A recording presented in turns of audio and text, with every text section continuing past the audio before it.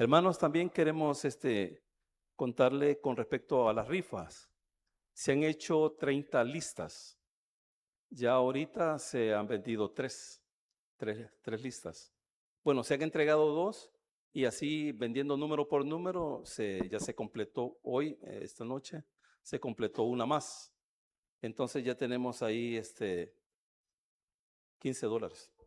Entonces, si usted quiere ayudarnos con una listita o con un número, acérquese también a mi hermano Marvin para que pueda participar con respecto a la rifa de estos zapatos. Ya les dije que si usted se saca algún par, ya sea de hombre o de mujer, y no le queda, la hermana que los ha donado, ella se los puede cambiar para que usted pueda escoger su número. Así que solamente eso, abra su Biblia en el capítulo 9. Quiero que ponga atención a la lectura porque les voy a hacer una pregunta. ¿Quiénes fueron los que estuvieron el jueves pasado aquí? Levanten la mano los que estuvieron el jueves pasado. Solo hermana Consuelo y Brian y el hermano.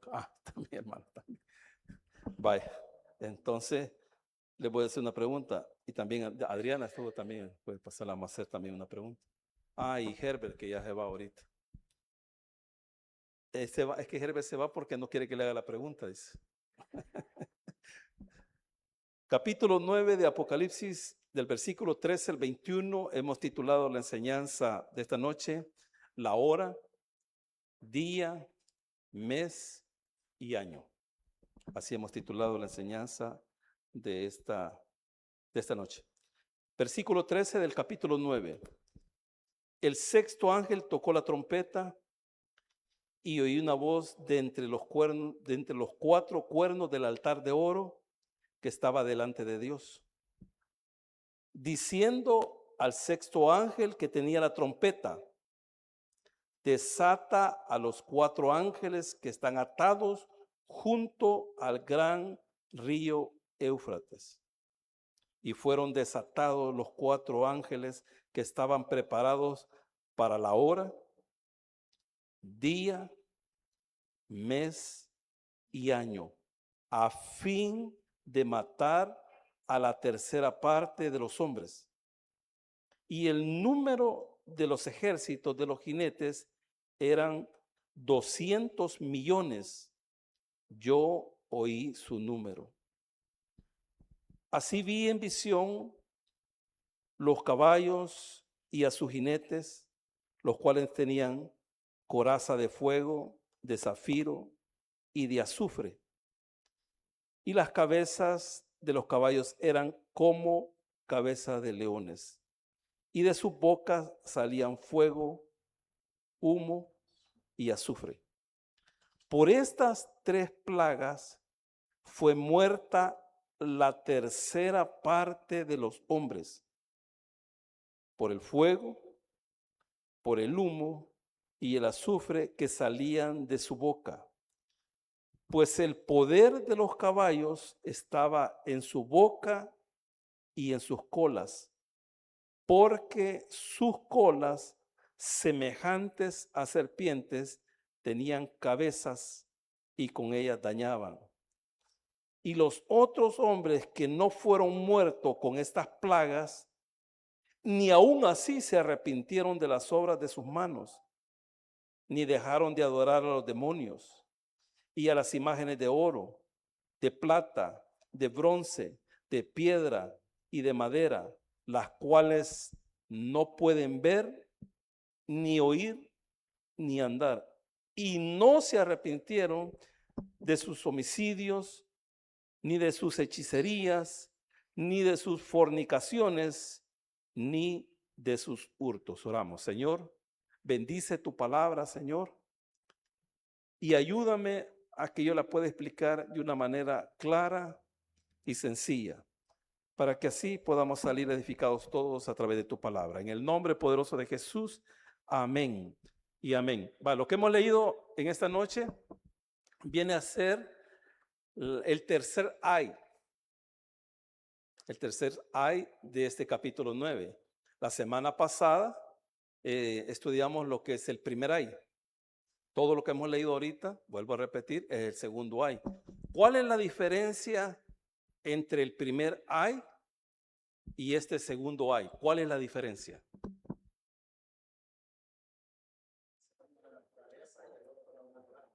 ¿Ah? Vaya, ahí estamos bien, esa es la diferencia. Vaya, el primer ay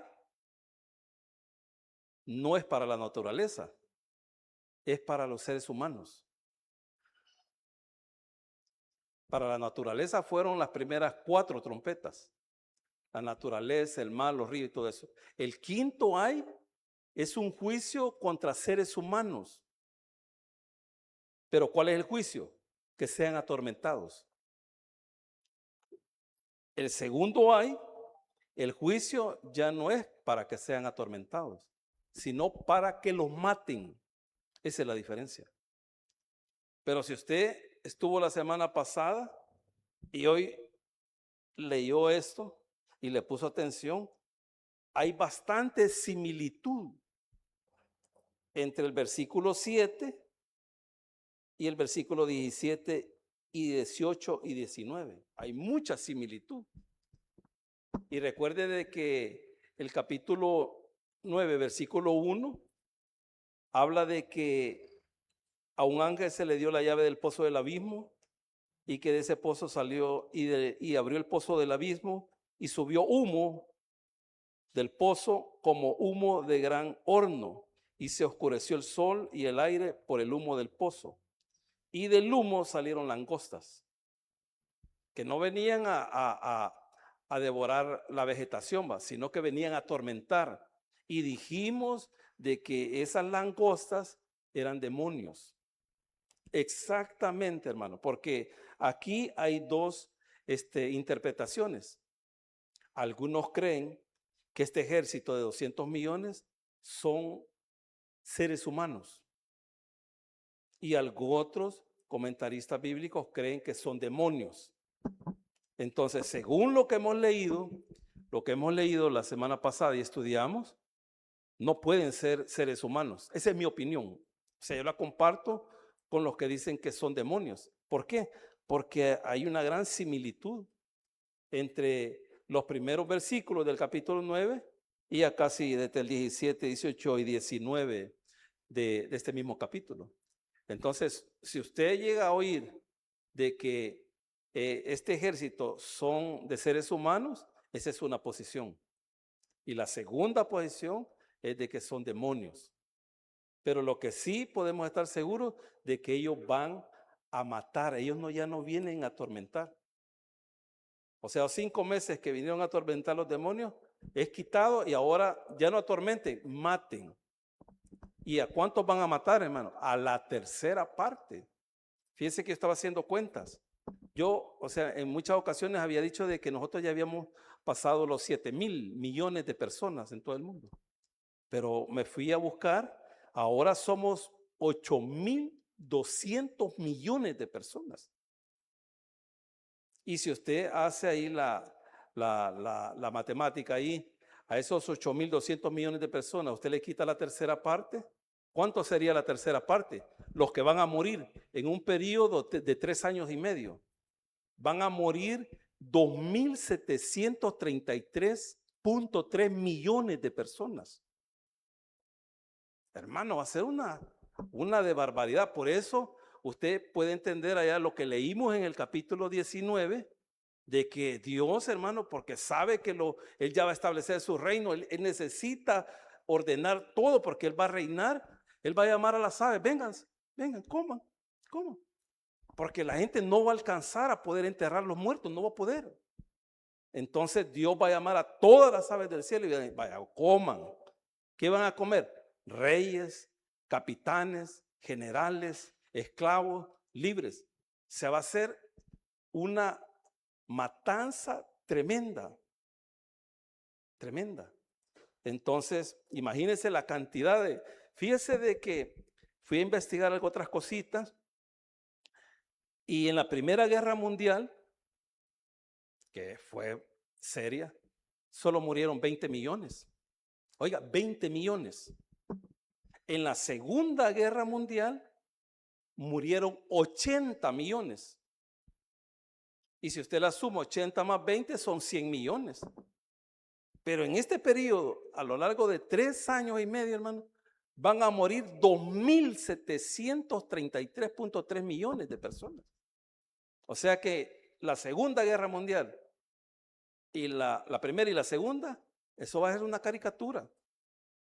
Y si usted va a investigar y usted se va y pregunta a través de la historia, a lo largo de la historia y de todas las guerras que han habido a lo largo de la historia, hermano, a lo largo de la historia hasta ahora, usted investiga cuántas personas han muerto en diferentes guerras, hermano, 500 millones de personas, 500, y algunos dicen que 1.000 millones de personas, poniendo la Primera y la Segunda Guerra Mundial. Imagine que fueran 1.000. Estamos hablando, hermano, desde que murió el primero, que es Abel, que fue la primera guerra que hubo entre familias, hasta en este momento, 1.000 millones. Estamos hablando a lo largo de toda la historia de los seres humanos. Pero en 3 años y medio, hermano, van a morir 2.733.3 millones de personas. O sea, va a ser algo increíble. Entonces, dice ahí el versículo 13. El sexto ángel tocó la trompeta y oí una voz de entre los 4 cuernos del altar de oro que estaba delante de Dios. Vaya, usted cuando lee este pasaje, usted inmediatamente, si usted ha visto por lo menos lo que es el tabernáculo, usted tiene que saber de qué altar está hablando. Yo siempre les he dicho que esto es como la cortina. Allá atrás está el lugar santísimo. Aquí exactamente estaba el altar de oro, aquí. Era de oro y ahí se hacía, ¿cómo se llama? El incienso. Ahí se quemaba los perfúmenes que el Señor había indicado a Moisés. Y eso dice que era de olor fragante delante del Señor.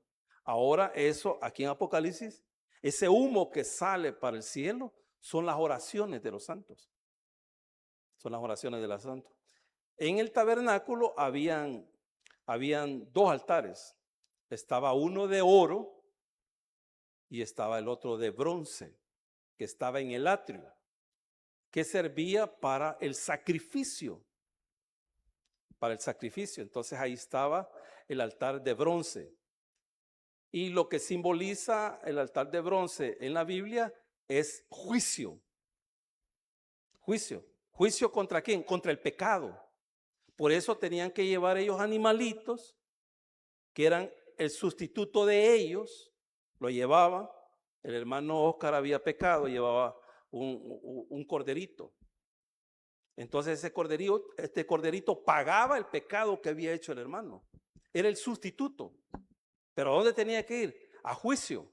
Ahí al altar, ahí era degollado y ahí era sacrificado.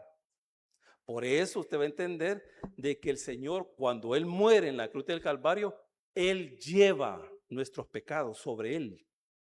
Y el juicio cae sobre Él. ¿Para qué? Para que no caiga sobre los que hemos creído en el Señor. Amén, hermanos.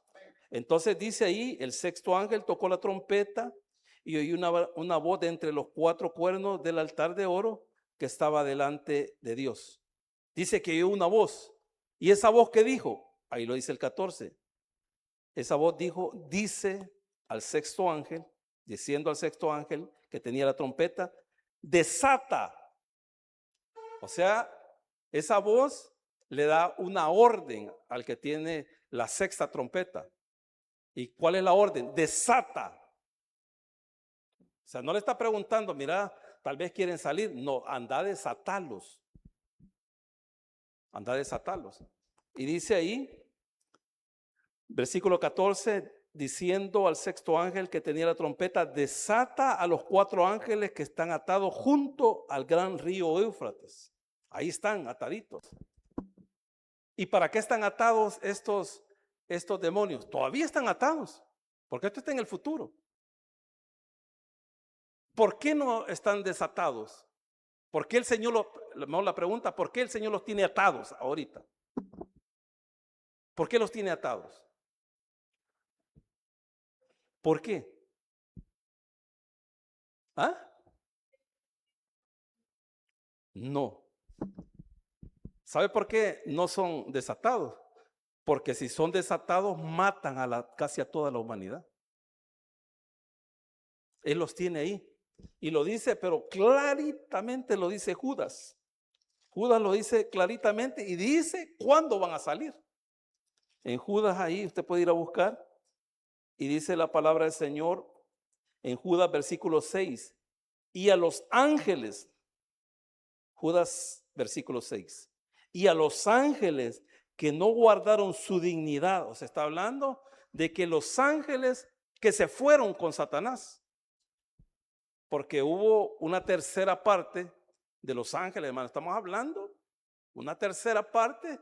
Dice en el capítulo 5 de Apocalipsis, dice que los que le cantaban al Señor eran millones de millones. Millones de millones. Entonces, la tercera parte lo dice Apocalipsis 12, que se fueron con Satanás. Esos fueron los que no guardaron su dignidad. Dice ahí, sino que abandonaron su propia morada. ¿Cuál era la morada de ellos? El cielo. Dice que a esos ángeles que abandonaron su morada, el Señor los ha guardado bajo oscuridad, en prisiones eternas, oiga, para el juicio del gran día. Ahí los tiene el Señor. No pueden ser desatados. Entonces el Señor los tiene ahí porque ellos van a realizar una función. ¿Y cuál es esa función? Matar. Pero ahora ya se está dando la orden. Dice el versículo 14, diciendo al sexto ángel que tenía la trompeta, desata a los cuatro ángeles que están atados junto al gran río Éufrates. Hermano, el río Éufrates es la frontera natural entre lo que es Irán y Siria. Y de ahí viene y comienza ya el territorio de ¿cómo se llama? Lo que es ¿cómo se llama esto? El territorio de Asia Menor, pero ahora en la actualidad es Turquía. Y después de Turquía usted lo baja y ya está Israel. Ya está Israel, si usted se va al mapa, así va. Entonces el río Éufrates es la zona, es la frontera natural. Es un río enorme que lo atraviesa de norte a sur y se va a desembocar al Golfo Pérsico. Se une con el río Tigris y desembocan en el Golfo Pérsico. Ahí están. Pero oiga lo que dice el versículo 15. Y fueron desatados los cuatro ángeles que estaban preparados para la hora, día, mes y año, a fin de matar a la tercera parte de los hombres. Ellos una vez son desatados, van a comenzar a matar. Ellos no vienen a hacer una guerra con un ejército. Usted aquí ha podido leer, ellos no vienen a pelear con un ejército. Ellos vienen a matar personas. Pero lo interesante aquí del versículo 15 es que hay una hora, hay un día, hay un mes y un año. Eso está hablando, hermano, de la soberanía de Dios. Cuando usted nació en una hora determinada. Usted nació en un día determinado. Usted nació en un mes determinado y en un año determinado. Pero eso lo determinó Dios. Eso lo determinó Dios. Aquí, porque esto sucede, hermano. Hay hermanas que el doctor les dice, vaya, usted ya el 15 de febrero usted se va, ya se va. Y de repente se le adelanta el niño y no viene el 15 de febrero, sino que viene el 1 de febrero. Y en otras situaciones no viene el 15, sino que viene hasta marzo. ¿Pero por qué? ¿Por qué? ¿Por qué se da eso? Porque el Señor ya estableció el día. porque el Señor ya estableció la hora, porque el Señor estableció el mes y estableció el año. Y no se va a adelantar. E incluso, hermano, Dios es tan soberano de que el nombre que nosotros llevamos, usted puede decir, es que mi mamá me puso así, es cierto. O mi papá me puso así, es cierto. Pero no olvide que dice la palabra del Señor en Efesios, que Dios pone en nosotros el querer como el hacer por su pura voluntad. Y si no lea Isaías, creo que es 45, si no estoy mal, cuando está hablando de Ciro. Hermano, ¿sabe cuántos años le falta a Ciro, hermano, nacer? Quiero ver si en el año 700, como 200 años para que Ciro nazca. 200 años. ¿Y sabe quién le puso el nombre? Dios. Pero los medos y persas no saben. Mucho menos la mamá de Ciro sabe. Pero ¿cómo le puso? Dios ya le había puesto el nombre a Ciro. ¿Y cómo cree que le puso la mamá al rey? Ciro. Y usted dice, qué casual, no es casualidad, es Dios, hermano. Y esto nos deja una gran enseñanza, creo que se lo dije, creo que en el velorio. Hermano, usted y yo ya tenemos una hora, un día, bueno, a Wilson se lo dije, sí, ya me acordé. Nosotros ya tenemos una hora, un día, un mes y un año en el que nos vamos a morir. Ya está, hermano. Por ejemplo, vaya, ahora, ¿cuánto es ahora? ¿Cuánto? 18. Vaya, y yo me muero ahorita. El Señor ya determinó que yo me muera a las 8:10. Ya estuvo, ya estuvo. El día jueves, el mes de junio y el año 2026. Ahí está. Ya tenemos una fecha, hermano.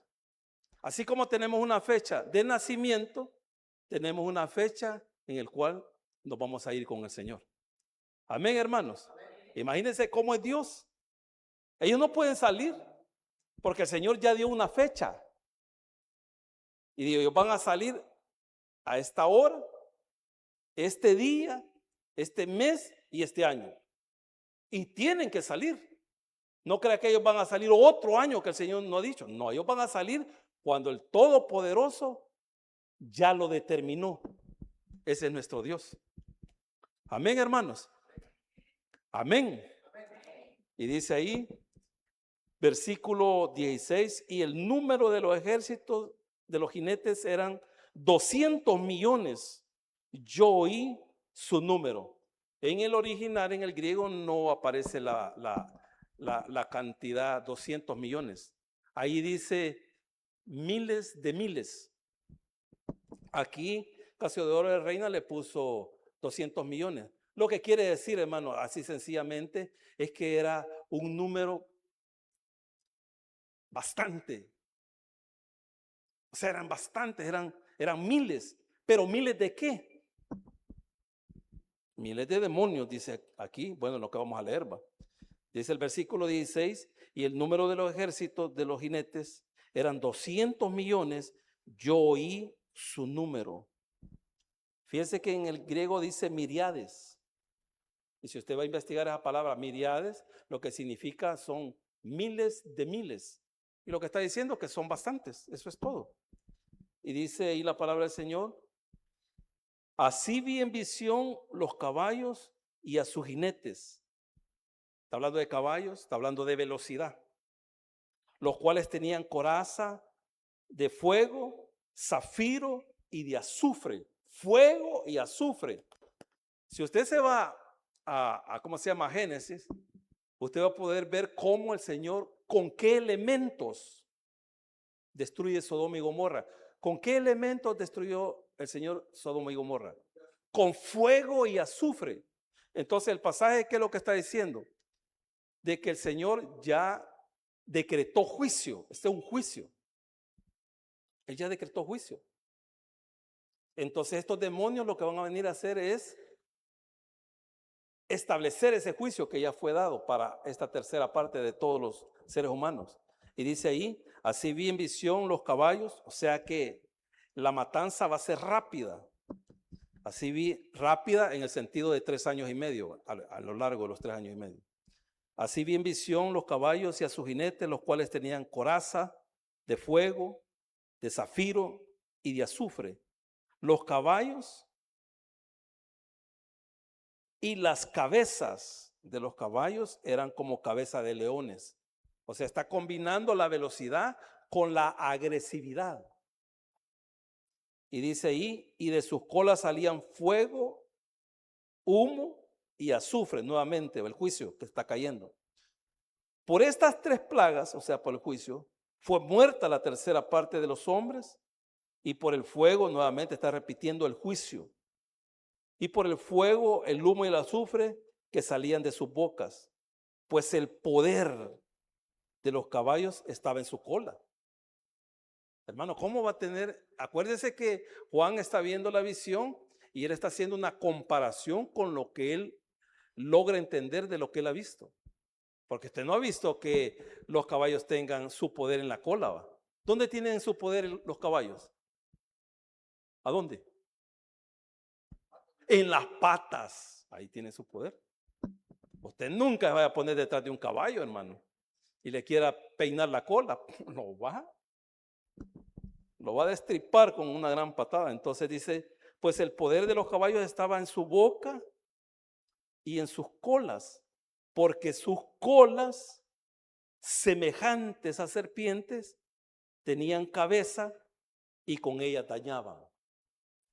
Y dice el versículo 20, y los otros que no fueron muertos, o sea que los que sobrevivieron, fíjese que, ¿por qué el Señor no los destruye a todos? ¿Por qué no los destruye a todos los que no han sido sellados? ¿Por qué no los destruye de un solo? ¿Por qué?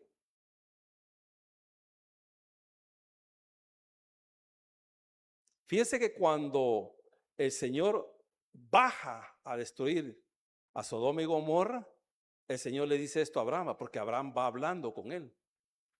Y le dice el Señor, bueno, se apartan los 2 ángeles y se van para Sodoma y Gomorra. Y Abraham se va caminando con el Señor. Y el Señor le dice a Abraham que el clamor de la gente ya había llegado allá. Ya había llegado a su presencia. O sea, la gente clamaba justicia. ¿Por qué? Porque Sodoma y Gomorra, hermano, era una situación bien difícil. Y los más vulnerables eran los más afectados. Entonces esos que eran afectados, hermano, clamaron por justicia.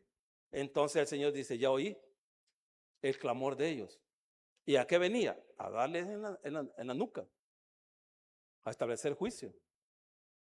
Y usted va a entender ahorita esto, porque fíjese que esto amarra con el capítulo 6 y versículo, ya le voy a decir, y versículo 9, cuando dice, cuando abrió el 5.º sello, vi bajo el altar las almas de los que habían sido muertos por causa de la palabra de Dios y por el testimonio que tenía, y clamaban a gran voz, diciendo, ¿hasta cuándo, Señor santo y verdadero, nos juzgas y vengas nuestra sangre en los que moran la tierra?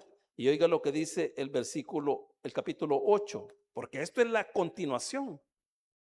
Dice que salió una voz, lo que hemos leído, sale una voz del altar de oro, donde dice el Señor da la orden para que lo desaten. Esto es, hermano, en respuesta de ese clamor de estas personas que han muerto. Esto continúa siendo parte de ese clamor que ellos han dicho, Señor, ¿y hasta cuándo nos vas a vengar? Señor, de todo lo que nos han hecho. Entonces el Señor dice, ahora desátenos. De ese clamor que ellos estaban haciendo, así como clamaba la gente en Sodoma y Gomorra, y el Señor desciende y los destruye con fuego y azufre, ahí viene el Señor ahora. ¿Por qué? En respuesta de ese clamor de los santos que han muerto en el periodo de gran tribulación. Entonces dice el versículo 20, ya no les dije, ¿por qué el Señor permitía que solo muriera en la tercera parte? Porque Él está esperando que se arrepientan, hermano. Pero ahí dice la palabra del Señor en 2 ocasiones que no se arrepintieron. Yo les contaba en una ocasión, no me recuerdo, estábamos ahí en la cooperativa, en la entrada de San Marcos, ahí estaba la cooperativa donde yo trabajaba, cooperativa de taxi, y se vino un terremoto de los últimos que hubieron. Pero hermano, fue algo tremendo. Y nosotros ahí estábamos en la cooperativa. Yo estaba echando gasolina porque nosotros teníamos ahí gasolina. La cooperativa tenía acá su propia gasolinera. Y cuando fue el terremoto, hermano, mire, la gente salía gritando. Los hombres salían gritando. Porque fue un terremoto, esto de los últimos, que no sé cuántos mató. Hermano, y caían de rodillas, clamándole al Señor. O sea, porque sentían que se iban a morir. Y eso que clamaron ahí en ese momento, clamaron y que el Señor tuviera misericordia. Ahora pregúnteme dónde andan, haciendo lo mismo. Clamaron en el momentito, pero no se arrepintieron. Eso pasa aquí. Y los otros hombres que no fueron muertos con estas plagas, ni aún así se arrepintieron de las obras de sus manos, ni dejaron su idolatría, ni dejaron de adorar a los demonios y a las imágenes de oro, de plata, de bronce, de piedra y de madera, los cuales no pueden ver, ni oír, ni andar. Fíjense que si usted le ha puesto atención a la historia de la Biblia, el Señor destruía incluso a su propio pueblo, porque su propio pueblo se volvió idólatra. Y el ejemplo lo tenemos en Éxodo, hermano. Los acaba de sacar de Egipto y ellos habían agarrado la costumbre de adorar dioses falsos. Por eso el Señor les dice en el primer mandamiento, no vayan a adorar a nada, a ninguna imagen de lo que esté arriba en el cielo, en la tierra y debajo de la tierra. No quiero que se postren delante de ella. ¿Y qué hicieron? Un becerro. ¿Y qué hizo el Señor? Mandó juicio. Porque nosotros los seres humanos somos idólatras. Nosotros venimos de un contexto idólatra. Bueno, en mi caso, yo vengo de un contexto católico. Pero no estoy hablando solamente de esa idolatría. Yo les dije, creo que la semana pasada, que ahora los centros de idolatría, pero que se llenan, hermano, son los estadios ahí en México, en Estados Unidos y en Canadá.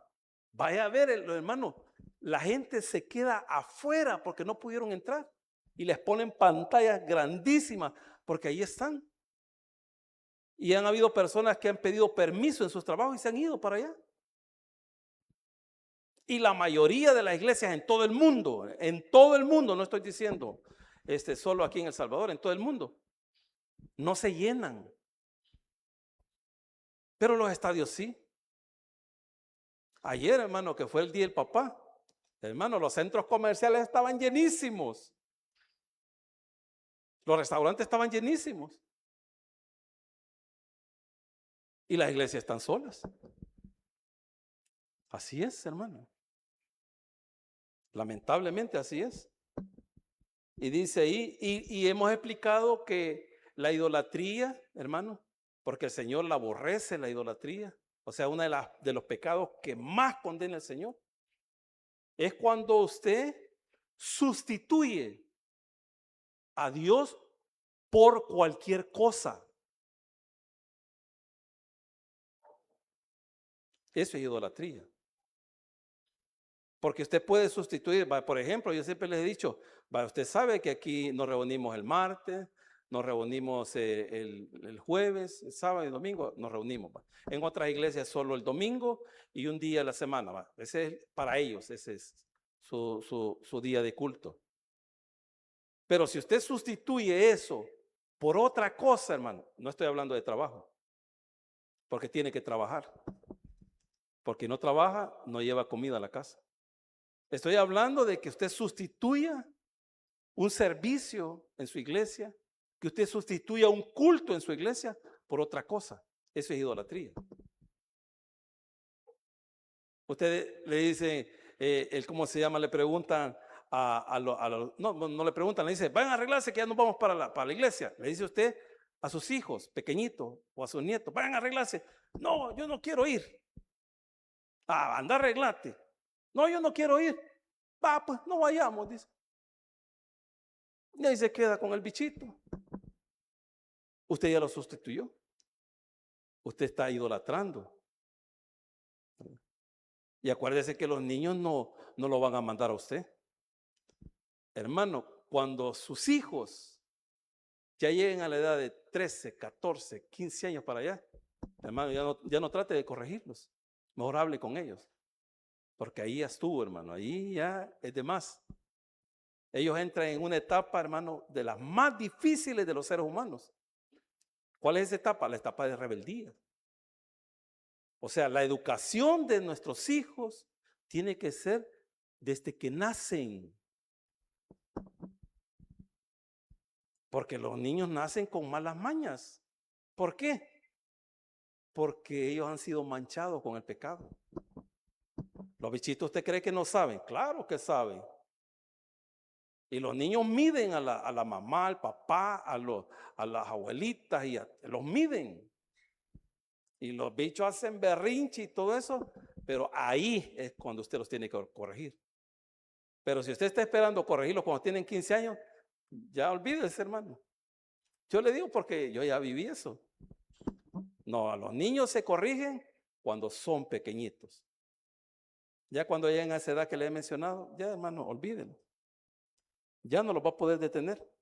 Y dice ahí, ni dejaron de adorar a los demonios y a las imágenes de oro, de plata, de bronce y de piedra y de madera, las cuales no pueden ver, ni oír, ni andar. Y vuelve a repetir en el 21, dice, y no se arrepintieron de sus homicidios, ni de sus hechicerías, ni de su fornicación, ni de sus hurtos. Y usted sabe que en el contexto bíblico la fornicación puede ser de dos maneras, tanto física como espiritual. Pero aquí el contexto es de idolatría. Puede ser de que la fornicación puede ser en el sentido espiritual. Pero si en el sentido que nosotros también entendemos, físicamente también es pecado. Dice que no se arrepintieron. No se arrepintieron. Entonces, como no se arrepintieron, el Señor los va a seguir bombardeando. Les va a seguir dando y dando. Y cada vez va a ser aún peor. Va a ser aún peor. Por eso el Señor siempre, hermano, siempre le da oportunidad al ser humano para que se arrepienta. ¿Por qué? Porque el deseo de Dios, hermano, no es que el ser humano se condene. El deseo de Dios, así como lo dice la primera carta de Pedro, no, la segunda carta de Pedro en el capítulo 3, dice es para que todos procedan al arrepentimiento. Démosle un fuerte aplauso al Señor, hermano. Padre nuestro que estás en el cielo, te damos gracias por tu amor y tu misericordia. Y a los amigos que nos están viendo a través de las redes sociales, para usted también en la enseñanza. Va a venir un día, va a venir un periodo, el cual se conoce como el periodo de gran tribulación. Ese periodo consta de dos momentos, 3 años y medio de aparente paz y 3 años y medio, como dijo el Señor, una tribulación cual nunca lo ha habido en toda la historia. Una tribulación grande de juicios. Pero el Señor está ahorita dando esa oportunidad para que usted que me ve a través de las redes sociales se arrepienta. Se arrepienta y que usted pueda recibir a Jesús como su Señor y Salvador. Arrepienta de sus pecados porque Él es fiel y justo para perdonarlo y limpiarlo de toda maldad. Y una vez de usted arrepentido y perdonado, la palabra del Señor dice de que un día estaremos con Él para siempre. Nos casaremos con Él y estaremos en esa boda del Cordero, celebrando ese matrimonio entre Jesucristo y su amada iglesia. Así que si usted quiere ser parte de esa iglesia, de esa novia de Cristo, recíbalo como su Señor y Salvador. Repita conmigo: Señor Jesús, yo te recibo hoy como mi único y suficiente Salvador personal. Creo que eres Dios, que moriste por mí en la cruz del Calvario. Perdona todos mis pecados.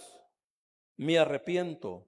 Salva mi alma hoy, para que cuando yo muera pueda estar contigo. Porque te lo pido en el nombre poderoso de Jesús, tu Hijo amado. Amén.